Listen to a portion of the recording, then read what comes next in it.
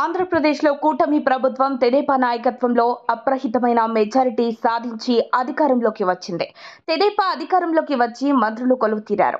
హోంమంత్రిగా Vangalapudi Anitha, red book తో నారా లోకేష్ యువ నాయకత్వం బాగానే ఉందిలే అనుకుందాం. ఇక పార్టీ విజయం కోసం రక్తం చిందించిన కార్యకర్తలు, అభిమానులు వీళ్ళు చించేస్తారు, పొడి చేస్తారు అనుకున్నారు. కానీ ఏం జరుగుతోంది? ప్రజా తీర్పు జూన్ 4నే వచ్చింది.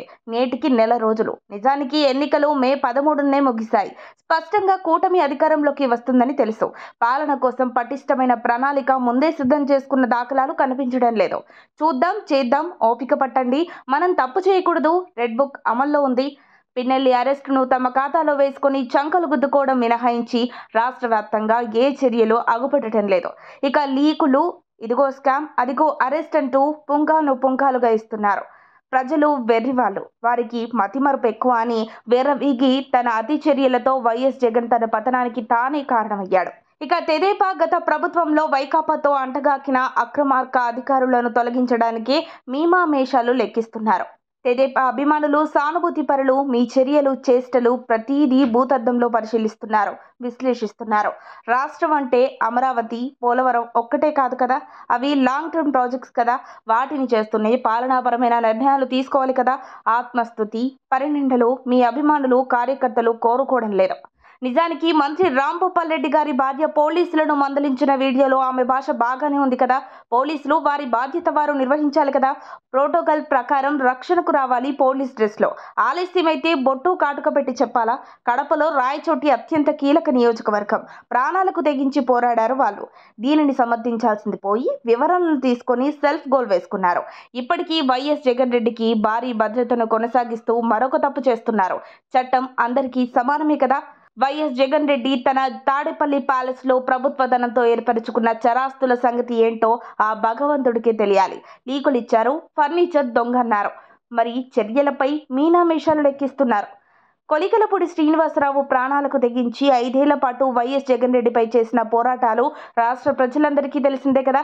ఆయన తిరువురులో వైసీపీ నాయకులు నిర్మించిన అక్రమ కట్టడం కూల్చివేతకు ప్రభుత్వ అధికారులు నిమ్మకు నీరెత్తినట్లు ప్రవర్తిస్తుంటే తానే నాయకుడిలా కదిలారు. ఆయనపై కేసు పెట్టారు. ఇక తప్పని పరిస్థితుల్లో రెవెన్యూ యంత్రాంగం అక్రమ కట్టడంపై చర్యలకు పూనుకొంది. వాస్తవాలు గ్రహించలేని కొంతమంది సూడో మేధావులు కొలికలపూడి అత్యుత్సాహం, ఎక్స్ట్రాలు అంటూ ప్రచారం చేస్తూ తెదేపాకు నష్టం చేకూరుస్తున్నారు. పాములకు పాలు పోస్తే అవి భవిష్యత్తులో కరవక మానవు. నిజానికి తెదేపాకు కావాల్సింది కొలికలపూడి లాంటి నాయకులే. గతంలో చింతమనేని కూడా ఇలాంటి బాధితుడే కదా. ఇక రెడ్ బుక్ విషయం ఎంత తక్కువగా మాట్లాడుకుంటే అంత మంచిదే. పవన్ కళ్యాణ్ ద్వారంపుడికి చెప్పాడు. అదే దిశగా అడుగులు వేస్తున్నారు కదా. నెల్లూరు జైలులో పిన్నెల్లికి రాజభోగాలు ఏర్పాటు చేసేందుకు మీకు ప్రజలు ఓట్లు వేయలేదు.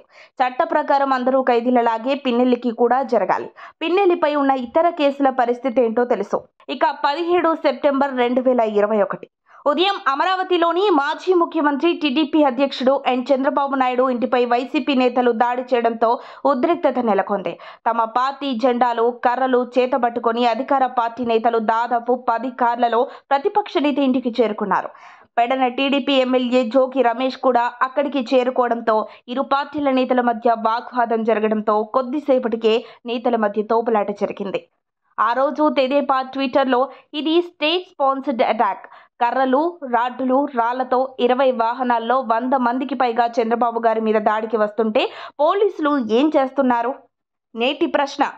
ఇప్పుడు మీరు అధికారంలోకి వచ్చారు, చర్యలేవి సారు? మరిన్ని అప్డేట్స్ కోసం మా కాయ్ టీవీని సబ్స్క్రైబ్ చేసుకోండి. మా వీడియో కనుక మీకు నచ్చినట్లయితే లైక్ చేయండి, షేర్ చేయండి. మీ విలువైన అభిప్రాయాలను కామెంట్ బాక్స్లో తెలియజేయండి.